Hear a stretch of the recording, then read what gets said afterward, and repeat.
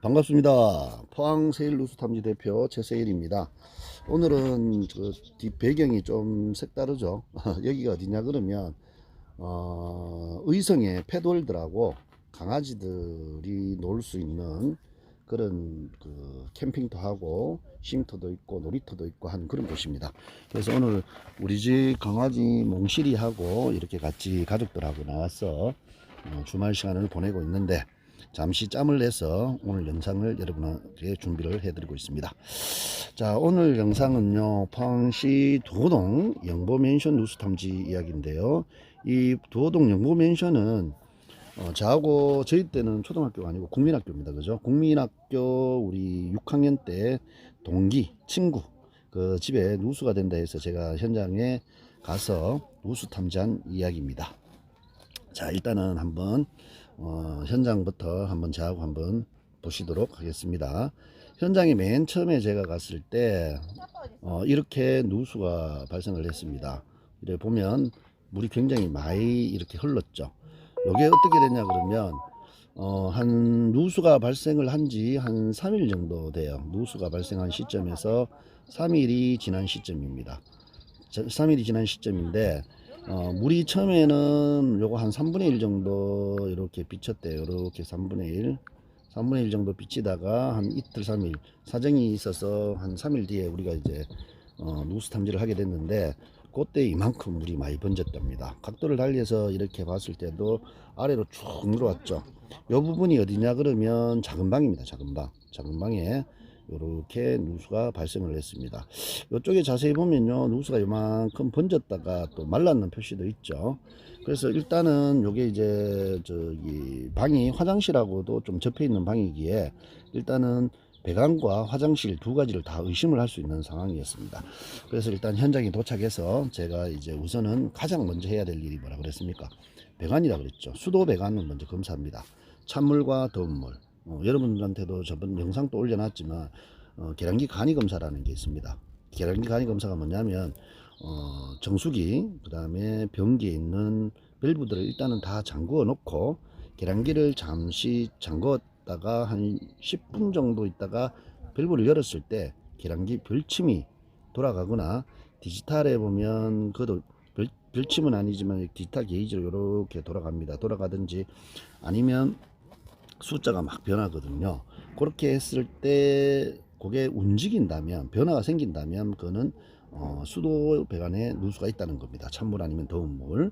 그 다음에 뭐 좀 그 두 개를 구분하는 것은 조금 더 제가 설명을 해드려야 되는데, 일단은 그 하나만으로도 우리 집에 찬물과 더운 물 둘 중에 수도 중에 어느 게 하나가 샌다라는 건 알 수가 있습니다. 그래서 일단은 우리 요 친구 집에 제가 이제 검사를 해보니까 뭐 계량기 간이 검사상으로는 전혀 이상이 없었습니다. 그러면 그 다음에 할 수 있는 건 뭐예요? 난방 검사죠, 그죠?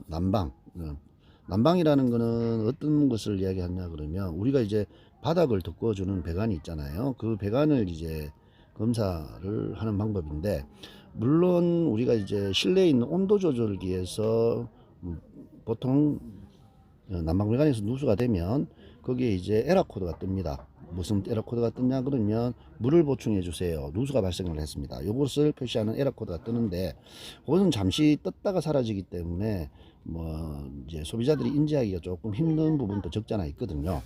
그래서 어쨌든 간에 이제 검사를 하기 위해 가지고 이제 난방 배관 검사를 하게 됩니다. 그럼 난방 배관 검사는 어떻게 하냐 그러면, 보일러가 이렇게 있으면 보일러 안으로 들어가 이제 보일러에서 물이 더 꺼져 가지고 난방 배관으로 들어오는 공급 라인과 난방 바닥을 덮고 들어가는 환수 배관이 있습니다. 공급과 환수가 있는데, 요 공급에 우리가 여기에 뭐를 한다, 에어를 넣는 주입구를 만들고, 이쪽에는 마감 처리를 해서 요 부분을 이제 고립을 시킨 후에 압력을 걸어서 압력이 빠지느냐 안 빠지느냐 요것을 검사하는 방법입니다.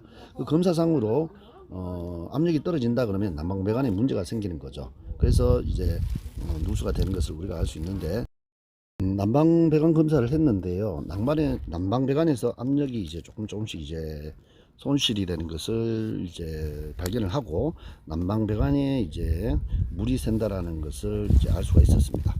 그래서 이제 첫 번째 할 일은 일단 난방 배관에 물을 다 뺀 후에 가스를 먼저 주입해 보거든요. 뭐 가스는 수소와 질소의 혼합 가스인데 우리가 일반적으로 수소를 이제 잡아내는 그런 탐지기를 가지고 가스 탐지를 해봅니다. 그랬을 때 누수가 되는 부위에 수소가스가 나오기 때문에 수소가스가 반응하는 곳은 바로 그 근처에서 누수가 있다는 것을 우리가 알 수가 있죠.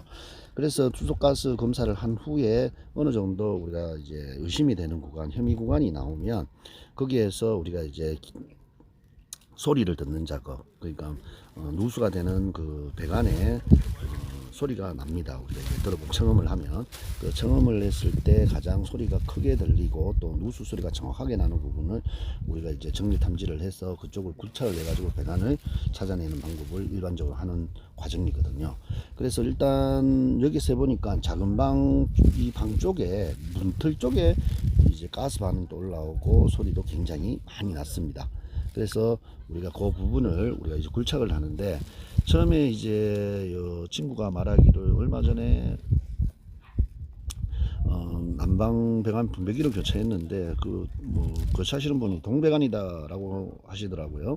근데 보니까 동배관이 아니었습니다. 이렇게 포항에서는 정말 보기 힘든 배관, 메타폴 12mm던데요. 난방용 12mm 배관인데 요 배관이 바닥에 이제 깔려 있었습니다. 그래서 처음에 가스 반응과 소리가 가장 많이 나온 곳이 바로 요 문틀 주위였는데 일단은 깨기 쉬운 이제 방 쪽을 먼저 굴착을 했습니다. 왜? 거실 쪽에는 이렇게 보시다시피 뭘로 되어 있습니까? 바로 마루로 이렇게 되어 있죠. 그죠? 그래서 일단은 이쪽에서 해결이 된다 그러면 해결을 하고 그 다음에 이제 뭐 혹시 안 되면 마루 쪽으로 우리가 이제 굴착을 하려고 자르고 하려고 했는데 일단 이렇게 방 쪽으로 굴착을 해가지고 이래 청음을 해보니까 아주 안타깝게 누수가 발생한 위치가 요 문틀 아랫부분이더라고요.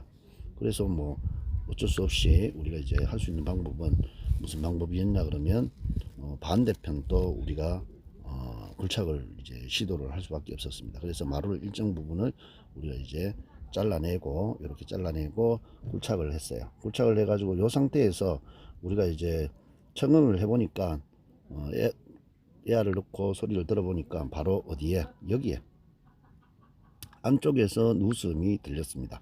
한번 영상으로 한번 보시겠습니다.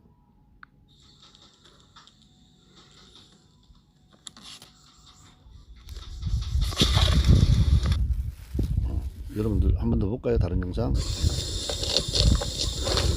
아주 미세하게 들리는 영상입니다. 지금 비누 거품을 이용해 가지고 밑에 집도 찍어놔. 네 찍어주자. 그러니까 밑에 집도 찍어 가지고 해야 된다. 재졌네. 완전히.